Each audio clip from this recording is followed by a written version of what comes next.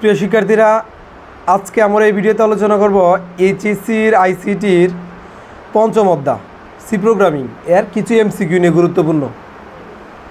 মূলত এই পার্ট থেকে অনেকগুলো এমসিকিউ করে, এর মধ্যে সবচেয়ে ইম্পর্টেন্ট যেগুলো সেগুলো নিয়ে আমরা আজকে আলোচনা করব। আমরা তিনটা ভাগে ভাগ করতে পারি আজকের আলোচনাটাকে। প্রথমেই আমরা ব্রেক নিয়ে এমসিকিউ আলোচনা করব, ব্রেকের পরে আমরা কন্টিনিউ নিয়ে যে এমসিকিউগুলো করে সেগুলো আলোচনা করব, এবং সর্বশেষে আমরা সাম মানে ধারার যোগফল নির্ণয়ের যে এমসিকিউটি করে সেগুলো নিয়ে চলবে। তাহলে আমরা তিন পার্টে আমরা ভাগ করলাম অধ্যায়টাকে। প্রথমে আমরা ব্রেক নিয়ে কাজ করব। প্রশ্নে এরকম বলা থাকতে পারে যে ফর লুপে একটা আমাদের ধারার মান দেওয়া থাকবে যে i = 1, মানে প্রথম পদ হচ্ছে আমাদের 1, এবং এই ধারাটা সর্বোচ্চ আমাদের 10 পর্যন্ত যেতে পারবে, সর্বোচ্চ 10 পর্যন্ত যেতে পারবে, এবং এই ধারার ইনক্রিমেন্ট মানে ধারাটা বৃদ্ধি পাবে 1 করে বা 2 করে। তাহলে আমরা 1 করে আপাতত বুঝি। ধারার প্রথম পদ হচ্ছে 1, ধারার আয়ের মানটা সর্বোচ্চ 10 পর্যন্ত যেতে পারবে এবং ধারাটা বৃদ্ধি পাবে 1 করে। এবং তারপরে লেখা আছে এরকম যে প্রিন্ট আইসিটি, আর এখানে বলা আছে ইফ শর্ততে বলা আছে যে i = 6, এবং সর্বশেষ আমাদের এখানে বলা থাকবে ব্রেক। এই কথাগুলো দিয়ে, এই তথ্যগুলো দিয়ে আমাদের এমসিকিউ বলা থাকবে যে অপশনে আমাদের বলা থাকবে যে এটা কতবার প্রদর্শিত হবে, বা আইসিটি লেখাটি কতবার প্রদর্শিত হবে, এমনভাবে আমাদের এমসিকিউ দেওয়া থাকবে যে ক, খ, গ, ঘ, এমনভাবে আমাদের অপশন দেওয়া থাকবে, এবং বলা থাকবে যে এখানে আইসিটি লেখাটি কতবার প্রদর্শিত হবে, আইসিটি লেখাটি কতবার প্রদর্শিত হবে। চলো এখন আমরা মূল আলোচনায় যাই। এখানে যেহেতু প্রথম পদ হচ্ছে আমাদের 1 এবং সর্বোচ্চ এটা 10 পর্যন্ত যেতে পারবে, আর তার বৃদ্ধি, এই ধারার বৃদ্ধি হচ্ছে 1 করে, তাহলে আমাদের আউটপুটটা হবে এরকম যে 1, তারপরে হবে 2, তারপরে হবে 3, 4, 5, 6, 7, 8, 9 এবং সর্বশেষ 10। এরকম কেন? আমাদের কিন্তু বলাই ছিল যে ইনক্রিমেন্টটা হচ্ছে 1 করে, আর প্রথম পদ যেহেতু 1, একের পরে হবে 2, তারপরে 3, এভাবেই তো ক্রমান্বয়ে বেড়ে যাবে। আর এখানে প্রশ্নে স্পষ্ট বলা আছে যে এটা ব্রেকের আমাদের নিয়মে পড়েছে। অন ব্রেকের কাজ হচ্ছে এরকম যে ইফের মাঝে যাকে ইন্ডিকেট করেছে যে i = 6, এখানে যাকে ইন্ডিকেট করছে এই মান থেকে পুরোটা বাদ, তাহলে আমাদের 6 থেকে পুরোটা বাদ। ব্রেক এর ডিক্লারেশনটা হচ্ছে এরকম যে ইফের শর্তেতে যাকে ডিক্লেয়ার করেছে বা যাকে ইন্ডিকেট করেছে এই মান থেকে পুরো মানটা বাদ যাবে, সবটা বাদ যাবে, আমাদের সবটা কি যাবে? বাদ যাবে। তাহলে তো আমাদের সেই তথ্য অনুযায়ী তো আমাদের 6 থেকে একদম 10 পর্যন্ত বাদ যাওয়ার কথা। তাহলে তো আমাদের কতবার প্রদর্শিত হওয়ার কথা?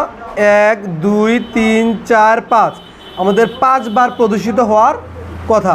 আমাদের এখানে অপশন বলা থাকবে যে 4 বার দেখাবে, না 5 বার, না 6 বার, না 7 বার, এভাবে অপশনে বলা থাকবে।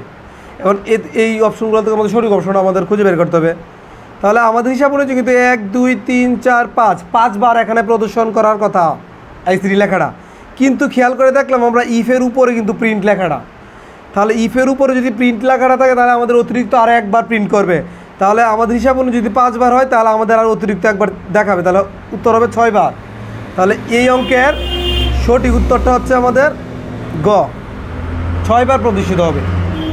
আর যদি এই প্রিন্ট কথাটাই না থাকতো, শুধু বলা থাকতো, হ্যাঁ, বা এই শর্ত দেওয়া নেই, শুধু বলা থাকতো যে এই আইসিটি লেখাটি কতবার প্রদর্শিত হবে, এরকম কোনো শর্ত দেওয়া নেই, তাহলে কিন্তু আমাদের 10 বারই উত্তর হতো। কারণ এখানে যদি ইফে যদি কোনো শর্ত না দেওয়া থাকতো তাহলে কিন্তু আমাদের 10 পর্যন্ত যেতে পারতো প্রথম পদ, এবং উত্তর কিন্তু 10 বারই হতো। আর এখানে যেহেতু ব্রেক বলে দিয়েছে, আর এখানে ইন্ডিকেট করে দিয়েছে ইফে যে i = 6, আর এখানে যদি 6 জায়গায় আমাদের 8 দিত তাহলে কিন্তু আমরা 8 থেকে বাদ দিতাম।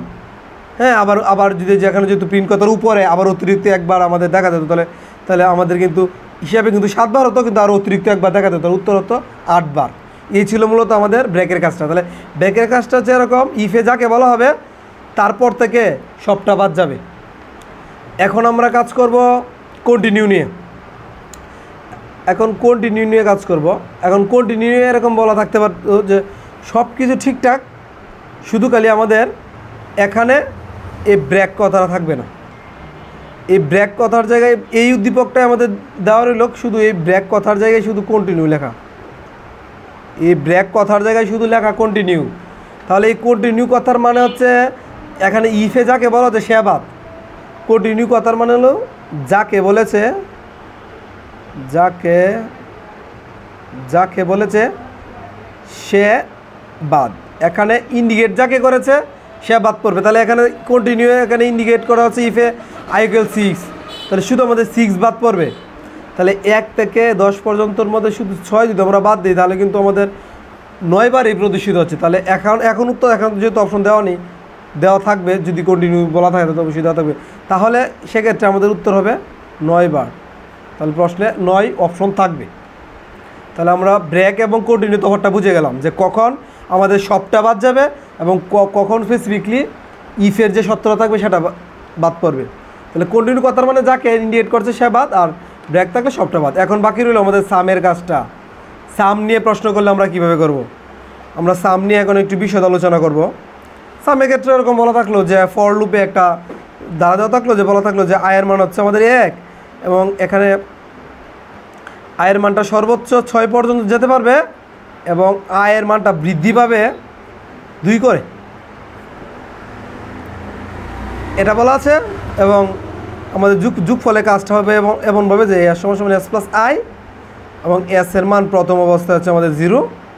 তাহলে প্রিন্ট এইভাবে মডুলাস চিহ্ন দিয়ে আমাদের s ইন্ডিকেট করে দিয়েছে যে s মানে যোগফলটা কত হবে। এবং আমাদের অপশনও দেওয়া থাকবে, ক অপশন থাকবে, খ, গ এবং ঘ, এইভাবে আমাদের অপশন দেওয়া থাকবে। বলবে যে এখানে যোগফলটা কত হবে দাঁড়ার, প্রথম পদ যেহেতু এখানে 1, এবং কত করে বাড়বে, আমাদের 2 করে বাড়বে।